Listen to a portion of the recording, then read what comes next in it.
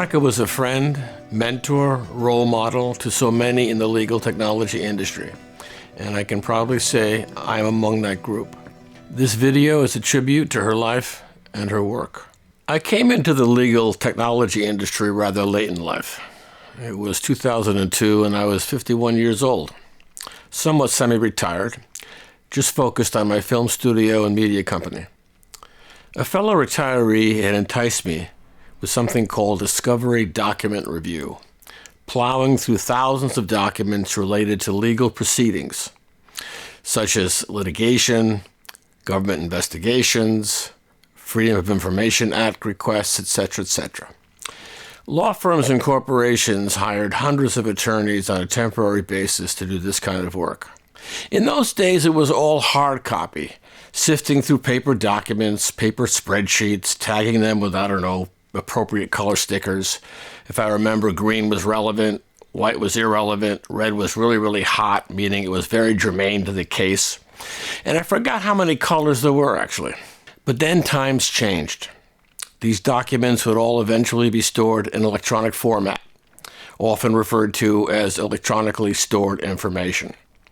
And they were subject now to rules of civil procedure, agreed upon processes, often involving review for privilege, relevance, etc., etc., etc., before the data was turned over to the requesting party.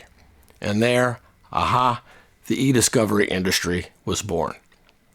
After a few years, I got to understand the industry, the process, and I became a part-time e-discovery project manager for a very large law firm that did a high volume of e-discovery work.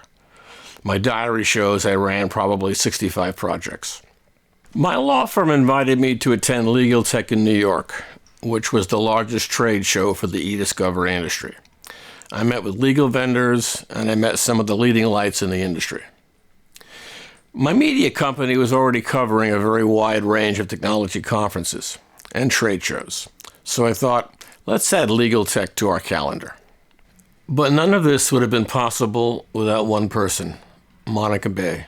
Mary Mack had introduced us at Legal Tech 2011, and I had told Monica that I wanted to attend that next year's Legal Tech, but with a full camera crew. I wanted my film crew, a reporter, a sound man, myself, and a few others just to assist.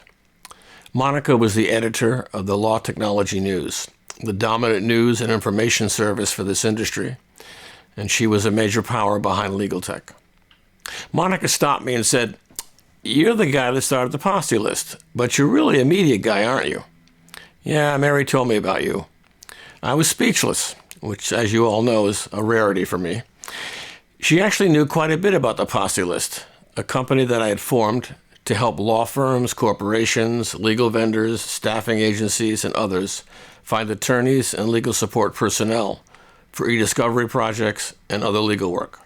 Monica asked to see some of my video work from other conferences, and so I whipped out my iPad and showed her. She said, "Fine, I'll arrange passes, I'll give you some contact details, and I'll tell you who to talk to get those passes." I had the opportunity to do video interviews with some of the leading lights, as I call them, the foundational members of the industry: Craig Ball, Jason Barron, Charles Christian, Robert Childress, Ralph Losey, Mary Mack, Browning Marin, Nigel Murray, Jan Schultes, Andrew Seja, Andy Wilson, and so many, many more. I can't really list them all. I think back on our records, I think we have 175 interviews that we did across the entire process. In 2015, after 17 years as editor of the Law Technology News, Thomson Reuters honored her with her name and image emblazoned above Times Square. Mary Mack called me and said, "Hey, Legal Tech 2015 is Monica's last one. She's retiring. You should interview her. But you should talk about her life, how she started. There have been some print interviews, but nobody has really done a video interview with her about her life. You need to do it. In fact, let's do it together." And so we did. In the late afternoon of the last day of the event, Mary and Monica trundled over to a temporary studio we'd set up across from the Hilton Hotel, where Legal Tech is staged.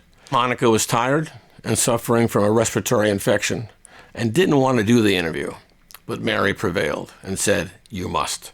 In this interview, Monica talks about how she was inspired by her family and teachers and what kind of influences they had on her. Her French lessons in Switzerland, for example, earning her journalism chops at the University of Minnesota, where she became the first woman to cover rock and roll, and why she entered the legal profession. She also talks about how she got to American Lawyer Media, which would become ALM, and which published the titles that she was editor of. She also talks about the differences between law and journalism and the many, many legal writers she met and developed along the way, and how she changed the face of reporting, all of which explains why Monica Bay is truly a foundational member of the legal technology industry. And a quick note on the camera angle and the somewhat poor quality, although my media team did augment the sound and the visual. At the time, we were not using modern 4K cameras. We were using 2 standard Sony video cameras. And I was looking at the camera number 1, but the storage card for that particular camera has been corrupted, so all we had left was the angle from camera 2. And this unedited version runs about 30 minutes. I'm here at Legal Tech New York 2015. This is my 8th Legal Tech and my 4th one doing interviews. And I have to say that I rarely have had the opportunity to interview what I consider to be a foundational member of the legal technology industry. And that is my honor today to be interviewing Monica Bay, who is the editor-in-chief of Law Technology News, ALM. Monica, I really appreciate you taking the time, and I must add that I would probably call her an equal foundational member is Mary Mack, who will be interviewing Monica with me, who is the Enterprise Technology Counsel for Xylab. And Mary, I know you've had a crazy schedule. I know you've got a lot of things to do, Monica, so I just want to take a few points here to tell our viewers things they may not know. And one thing I wanted to talk about was this. A lot of people that I interview have often said that they had inspiration very often from their family or from teachers, and I kind of want to know what kind of influences you had that got the Monica Bay train rolling. Well, first of all, thank you both very much. It's a pleasure and an honor to be here. And I apologize to the audience. You picked the 1 week of the year to come down with a respiratory infection, so my voice is much lower than my normal low voices. I was very blessed with a family that was an airline family. And my father was a pilot. I took my first flight at about age 5, which I vividly remember, on a DC-4B. And we grew up in a family where the biggest advice we got was to not be afraid and to be fearless. And there's something about when you can go to Europe to learn how to ski at Zermatt for $10, which was more than going to Squaw Valley for a day, and you have a chance at age 12 to go to East Berlin and see what it was like to be on the other side and to drive through Europe. It had a huge influence on me. It made me feel borderless, which is something that I've always carried with me. But most importantly, my family really believed that we were smart and we could do what we want. And I remember I went to what we call culture camp in the family. I went to a French school for a summer session, and my best friend's mother was appalled that my mom and dad would let me fly to Switzerland alone at age 13. And it didn't bother me in the slightest. But I really value that because they just told me to not be afraid, and that's the best gift you can give anyone. What led you to law as a profession? Because I know you practiced for a little bit before you jumped and became a let's call it media maven. What brought you to the law profession? I got pissed off. I was doing I had my journalism chops were at the University of Minnesota, where I was the first woman to cover rock and roll. And Cameron Crowe was at the time the same. He was at 16, I was about 23. And he and I were both stringers for Rolling Stone at one point. I was the arts and entertainment editor at the Minnesota Daily, and the person who hired me, John Bream, is now at the Star Tribune for his 40th year, and he just couldn't believe that a girl had any interest in rock and roll or would know anything about rock and roll.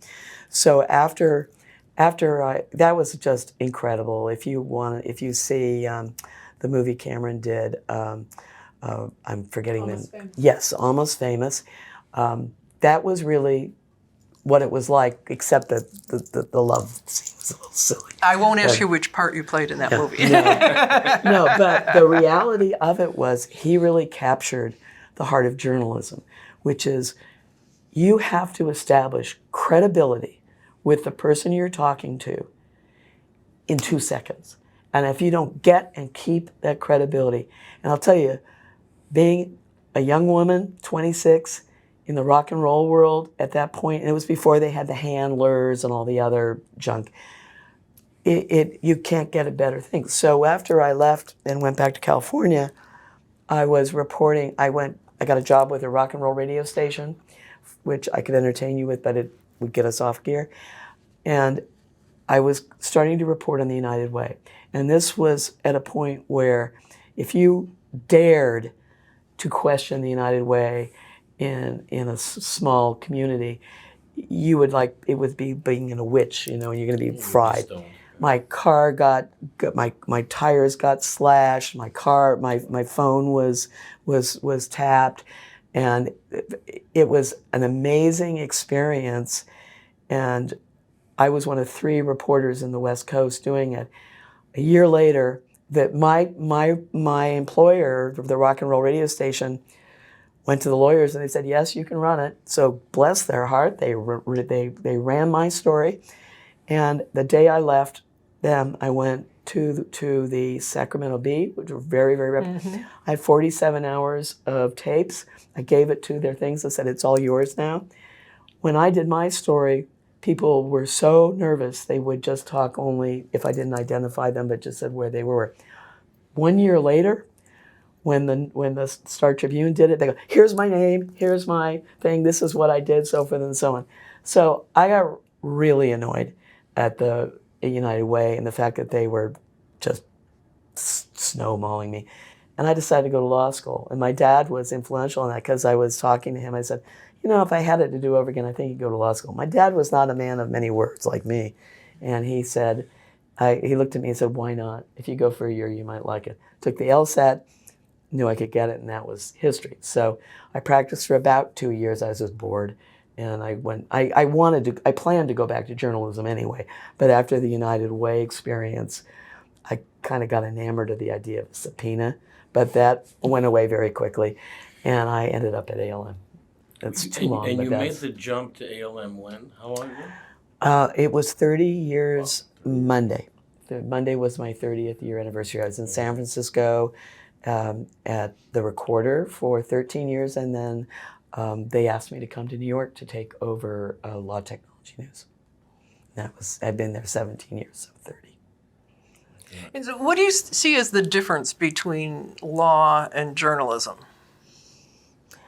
Well, they're completely different. In some ways, they're the same. In fact, it was funny. I asked my graduate advisor why so many journalists go to law school. And he said, well, Monica, it's exactly the same skill set you need because you're figuring out a problem, analyzing it, and ultimately, I guess he was replying mostly to litigation, but it's the same analytical tools and whatever, and a lot of them do. I just got bored in law. It just wasn't fast enough, and I have an attention span about the size of a gnat, and I just love writing. So I did one brief associate position where my wonderful boss told me that I couldn't have a selectric typewriter on my desk because the clients would think I was a secretary. And that was this technology of state of art at the time. I couldn't do my job without it. I lasted about 10 minutes from there. And then I just stumbled into the Recorder. It was a networking thing, and so one of the Recorder people found out that I'd been active in the ABA in law school, And the I was doing something for the Young Lawyers Division and putting together an event at San Francisco when the new admittees we would get all the bar groups together. And I had decided I needed a day job. And the fellow who I had been writing for, I'd been sending the Recorder all my articles for the ABA and saying, if you want to publish them, be my guest. And when the editor found out that I was job hunting, he said, are you kidding? Come work for us. And I was flying, I had a crush on somebody who lived in Phoenix, so I was going I was applying to CT Corp, and they were flying me for an interview. And when I got home, there was a call on my phone, and that was it. No Phoenix. Yeah. So Monica, Law Technology News, when it first started, sort of almost like cut and paste press releases. Yes. And then you turn that into a real journalistic, critical, and when Greg was saying foundational element of our community, highly competitive, serving an adversarial system. How in the world did you get us all to cooperate, and how did you create conditions where you could have a separation of church and state in the way that you do? Well, for starters, I just appealed to people's egos and that they wanted to get published. But the real story was when the LTN was started, and Kevin Vermeulen and I think it was about 2 years before I came there. Don't forget, we really didn't have the internet, and LTN was the only place where the legal community could get short, quick bites on what was new that month. We were a tabloid, we were monthly. There were like 3 stories at the back of the book, if that. And it was very, very useful. And every December we'd have these big, fat annual ones where there was no websites. So the vendors would have a profile, and then we'd have a big, at the back of the book there was a big, I can't remember the word for it. You could look and all the entire year's ones, if you need to find where your thing was. Yes, there's a word for it. Index, right. Yeah, Index, Yes, that's right. Yes, I remember this now. Yeah. And That's funny. it was, people just absolutely loved it. Of course, the biggest challenge was the press releases were so atrocious. This is where I first banned Solution. Yes. And no one, except for the jargon-talking vendor, not even their staff, and of course not the PR people who tried to put it out. They were incomprehensible. The first 3 weeks I was there, I said, what did I get myself into? I have no idea what I'm writing about. But pretty much, that's why I banned, they gave me this last night, no solutions. Oh, that's I banned the word solutions, and I'd have to figure out the jargon. And I believe that plain English builds bridges. And when you use jargon, it's like a pissing contest of who knows better what the things were. And from day one, I was absolutely determined to make this friendly and not siloed. I wanted people to be able to, and remember, at that point, the lawyers were even more were very Luddite. I mean, now the baby boomers are actually educated on this. They're not afraid of it anymore. But they were very, very, it was very Luddite. And you shepherded the whole process from print to digital. I mean, Right. that all happened on your tenure. And the question I have for you is, and Mary and I were talking about this the other day, you were able to assemble this amazing talent pool. I mean, Craig Ball, Yep.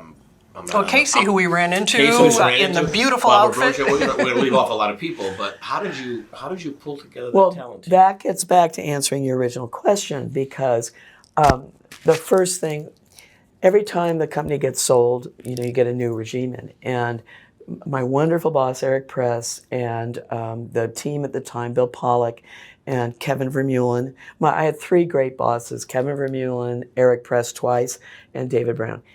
And I'll never forget, they sat me in the conference room and they said, Monica, do you think you could turn this into a magazine? And I said, oh yeah. So I had the blessings of them. And it's evolution, it's Darwin. Once, as the internet became more and more influential, then we didn't need to do as many. And ultimately we switched, when 4 years ago, we moved it to a completely traditional sign because there was no need for the blurbs. You could go online. It became its own thing. But I wanted it. I put myself through law school by working in temp positions where it's like if you've ever watched Undercover Boss. It's like Undercover Boss. I saw the best, the worst, and I worked in like the top 18 AM law firms. I worked in criminal. I worked in, and you name it, I worked in because I temped.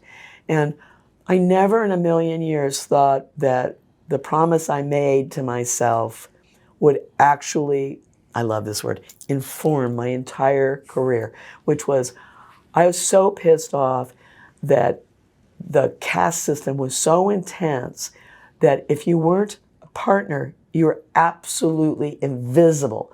And I met all these fantastic people who were doing really great works, the paralegals, the IT people, and I just got mad. I do good things when I get mad.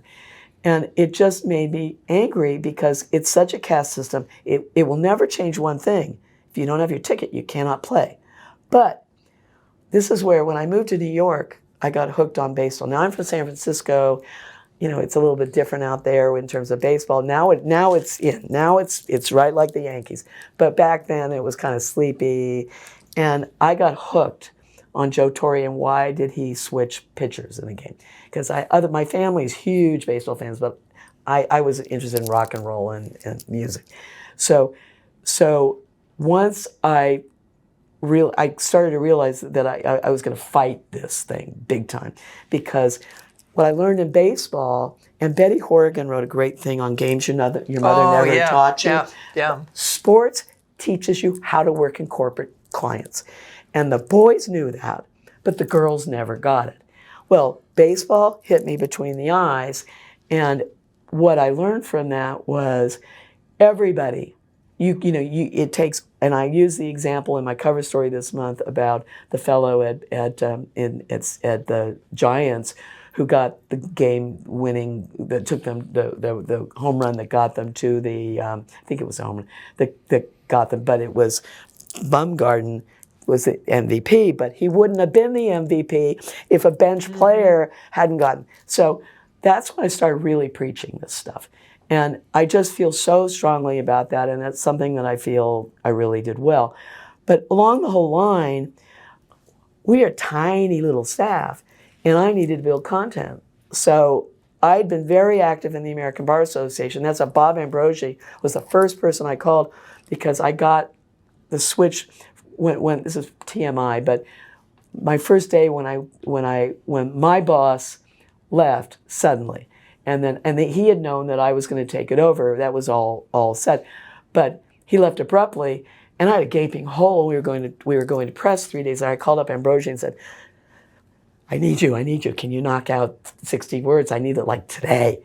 And I knew him through the ABA.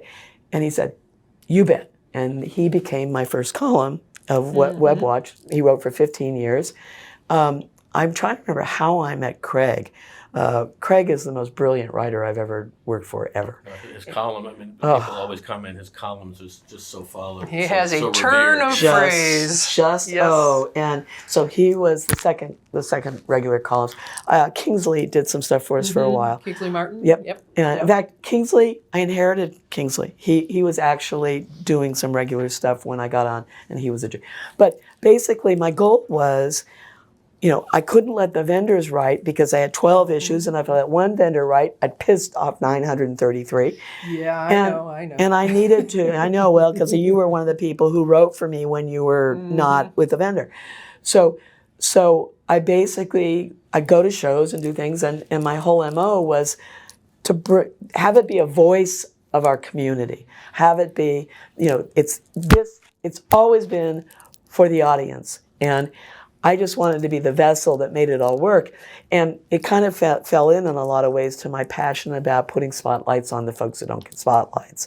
So those are the people. And just some of the fabulous people, Casey and folks that and I have lots of lawyers too. I mean, I do let the white partners talk once in a while, but it just, to me, LTN was community. How about the internal team? Like, I mean, I'm thinking of Victor and Sean, for instance, but you used the same technique to build your own inside circle of writers. And, well, Sean Doherty is just absolutely amazing, and I'm like the 7th-year associate who wants to break things and doesn't want to be taught anything and just knows she's going to make partner and just give me the tech. I want the newest thing, but I don't have time to teach it to you. That's me.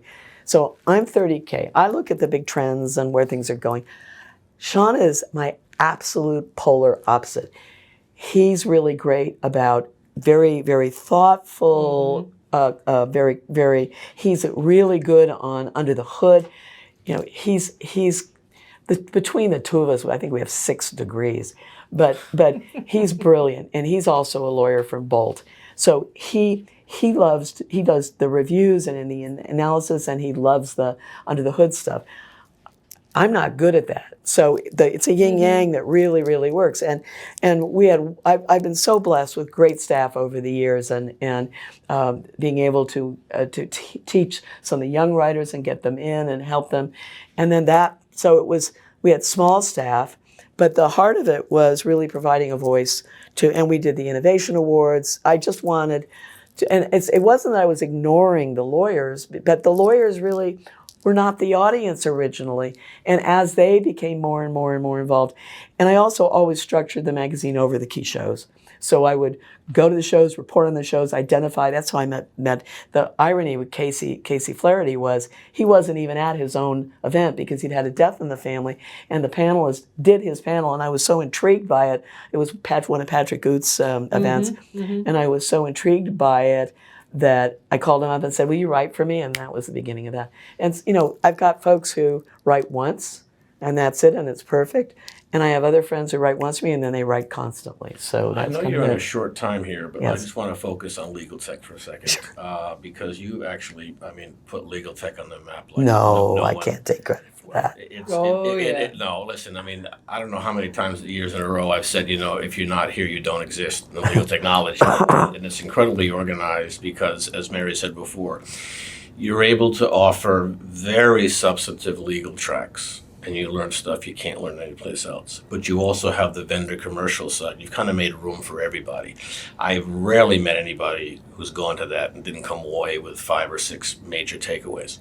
When you work on something like that, is it basically you and your internal staff, or have you also looked outside for advice as far as how to build it? I'm going to disabuse you of that because I don't do that role. That role is done by Henry Dicker's team, and they have a tremendously good team. Now, do I yell at them and talk to them? And I do have some influence in that. One of the favorite things I did was wine and wine. I learned this from my mother. If you just become so annoying that they just do it to shut you up, sometimes it's wonderful.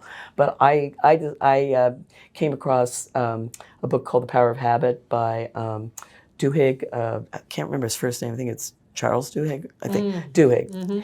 And I was so blown away by it. I went to Henry and said, "You got to get this guy. You got to get this guy. You got to get." But Henry's team is the one that does those, and I do go to them when I have a good idea, but I can't take credit for that. Okay. With respect to that, we talked about you being from California. Yeah. When you talk to somebody, everybody thinks you're from here, from New York, because of your love of the Yankees and your love of New York. I've been a New Yorker since I was 6. All right. So is that what that comes from? And then this love of the Yankees is just Joe Torre, or? No, I think I love California. It's my home. I'm bi-coastal, but ultimately,